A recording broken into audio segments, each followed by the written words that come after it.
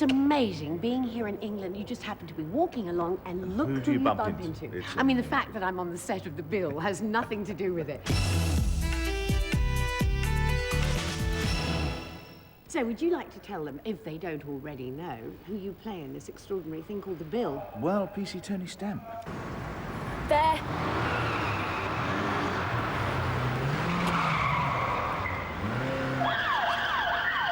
There's a lot of policemen. I go and do quite a lot of research and stuff for Stamp.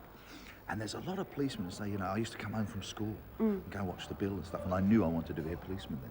Sierra Oscar from Sierra 1, suspect is turned down. He's headed down. Walcott Road, heading east. Game over. When we're doing those running shots and the cameramen are running backwards, it is so frightening to keep concentration. Oh, yeah. You can see them heading towards the lamppost, and at the final minute, one of the assistants will just pull them aside so they don't run. It is fantastic. It's still so exciting to work on.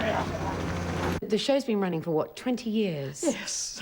And they don't look like that. I know, but I've been in it, yeah, and I've been in it since the beginning with Mark Wingett. We both did the pilot, which was just an hour-long play, and then became, 6 months later, they decided they were going to make a series of it, and so we just were going to do one series. I don't know what happened.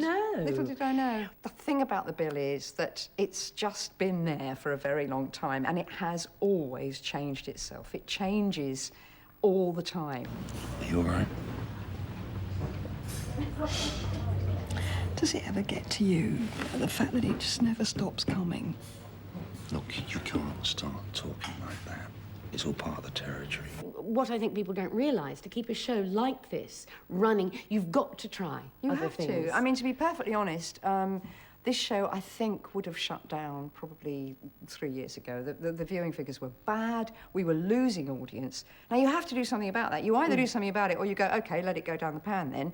And actually, what we did was we changed the nature of the programme and changed the look of it slightly and everything. And I'm afraid, whether you like it or not, it's worked. June. Come here. Come on.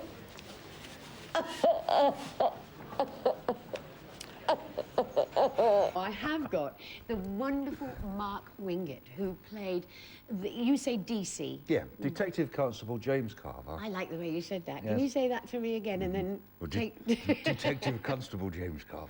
So what's next then, Sarge? Are you going to arrange a search warrant? I suppose so. I reckon we could have this all wrapped up by lunchtime. Tell me, when you're playing your character, how much of, input do you have? I'm sure you're asked this question a lot.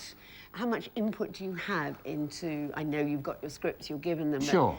but, how he deals with situations, too. Sometimes a writer would come in and there are certain logical things your character has to follow that maybe a writer, because it's a damn hard job to come in and write a new storyline and take on board their past. It's not so much about... It's not so much about the storylines, because you can't really do anything to change those unless you vehemently disagree. No, but within the something. context of those storylines. But on a day-to-day basis, you work on every scene, and some lines are cut from almost every scene, or things are changed. And things, this morning I was doing a scene and things went right, and I just, you explain it and you have a word with the director and the other actor and you sort of work on the scene, and the director puts a phone call, you're out on location, puts a phone call into the producer says, why does he want this? And you say, this is why he wants it. And say, oh, I understand now, yeah, that's fine. So on a day-to-day basis, you do that. It's just fine-tuning. Little carvisms you have to bring to pay. Well, Nick's got a bit of a gob in him when he gets going, hasn't he? How do you know he hasn't grassed you up again? You wouldn't know what I'm up to. So you are up to something then, Dean? I think it's time you left, officer, unless you want to charge me with something.